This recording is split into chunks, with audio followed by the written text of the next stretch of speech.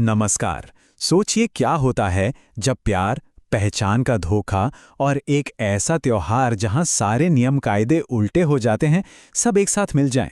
जी हां, आज हम शेक्सपियर की मशहूर कॉमेडी ट्वेल्थ नाइट की इसी मजेदार और उलझी हुई दुनिया में गोता लगाने वाले हैं।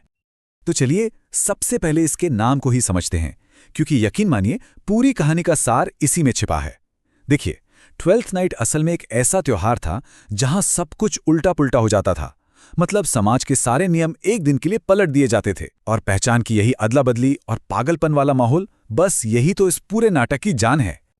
तो कहानी शुरू होती है इलीरिया नाम की एक जगह से, जहां दो बहुत बड़े रईस अपने ही बनाए गम के समंदर में डूबे हुए हैं। तो एक तरफ हैं ड्यूक ओर्सिनो, जिन्हें ओलिविया से प्यार तो है, लेकिन उससे कहीं ज्यादा प्यार में होने के आइडिया से प्यार है।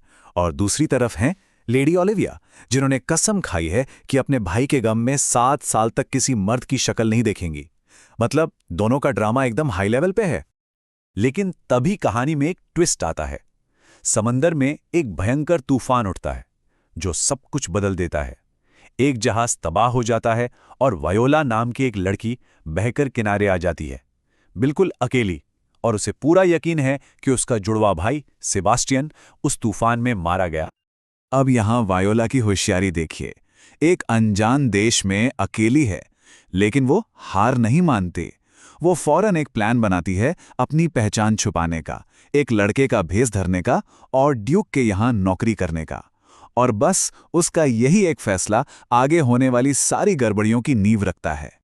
तो चलिए अब देखते हैं कि लड़का बनने का ये एक फैसला प्यार और धोखे का कैसा जाल बुनता है, जिसमें एक एक करके सब फंसते चले जाते हैं। तो सिजेरियो के रूप में वायोला इतनी काबिल और चार्मिंग है कि वो बहुत जल्द ड्यूक ओर्सिनो की सबसे खास बन जाती है। लेकिन यहीं उसके लिए एक बहुत बड़ी प्रॉब्लम खड़ी हो जाती है। एक ऐसी प्रॉब्लम जिसका कोई सीधा साधा हल नहीं है। और यहां बनता है कहानी का सबसे मजेदार और उलझा हुआ लव ट्रायंगल। देखिए, वायोला को ड्यूक ओर्सिनो से प्यार हो जाता है। ड्यूक ओर्सिनो वायोला को, मतलब सिजेरियो को, भेजता है ओलिविया को मनाने के लिए। और ओलिविया, वो ड्यूक को तो रिजेक्ट कर देती है, पर उसके मैसेंजर सिजेरियो के प्यार में पागल हो जाती है। मतलब ओलिविया के लिए ये पहली नजर का प्यार किसी प्यारी फीलिंग जैसा नहीं है, बल्कि एक बीमारी जैसा है, प्लेग जैसा, जो अचानक उसे जकड़ लेता है और जिस पर उसका कोई कंट्रोल नहीं। अच्छा, तो जहां एक तरफ ये रईस लोग अपनी लव लाइफ के ड्रामे में फंसे हैं, वहीं दूसरी तरफ ओलिविया के घर में उसके नौकरों के बीच एक बिल्कुल अलग ही कहानी चल रही है, एक मजेदार सबप्लॉट। और इन सब का टारगेट है एक आदमी, माल्वोलियो। ये ओलिविया का मैनेजर है, जो हद से ज्यादा घमंडी और नकचढ़ा है और खुद को बाकी सबसे बेहतर समझता है। और बस उसका यही घमंड उसे इन सब का परफेक्ट निशाना बना देता है। इनका प्लान बड़ा सिंपल पर उतना ही शातिर है। ये लोग माल्वोलियो के अहंकार को ही उसका हथियार बनाते हैं। उसे ये यकीन दिलाते हैं कि ओलिविया उससे प्यार करती है, ताकि वो सबके सामने ऐसी ऐसी हरकतें करे कि खुद ही एक मजाक बनकर रह जाए। अभी तक कहानी में कंफ्यूजन कम था क्या, कि अब एंट्री होती है उस इंसान की जिसे हर कोई मरा हुआ समझ रहा था। जी हाँ, वायोला का जुड़वा भाई सेबास्टियन जिंदा है और वो इलेरिया पहुंच चुका है। अब सोचिए, शहर में सिजेरियो का एक हमशक्ल घूम रहा है।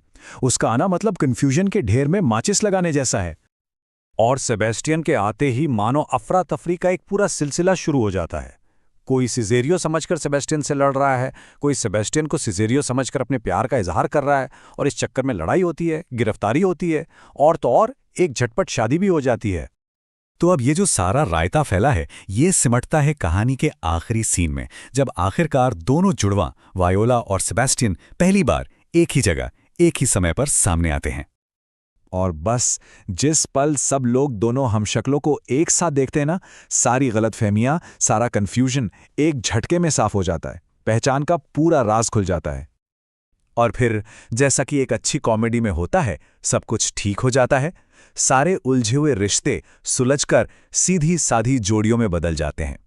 हर किसी को अपना अपना पार्टनर मिल जाता है, भले ही बहुत ही अजीब और घुमावदार रास्तों से।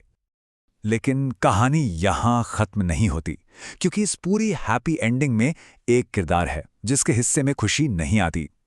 ये प्ले हमें याद दिलाता है कि मजाक मजाक में की गई चीज़ों का एक डार्क साइड भी होता है, और कोई है जिसे इसकी बड़ी कीमत चुकानी पड़ती है।